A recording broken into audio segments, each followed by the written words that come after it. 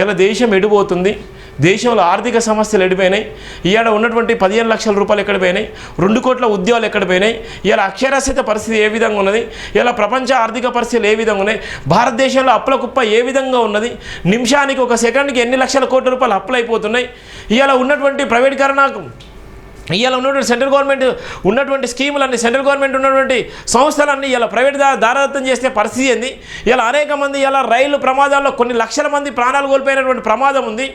ఇవాళ ఎక్కడ పోతుంది, ఎడిపోతుంది మన దేశ ప్రధాని పరిపాలించేటువంటి దేశం, ఎడిపోతుంది ఈ సనాతన ధర్మం.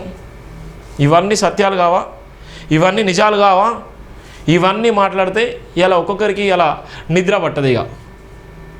ఇవన్నీ మాట్లాడితే నిద్ర పట్టది. 2015లో దేశ ప్రధాని పాకిస్తాన్కి వెళ్ళి నిజం కాదా? దేశ ప్రధాని హోదాలో 2015లో పాకిస్తాన్కి వెళ్ళినటువంటి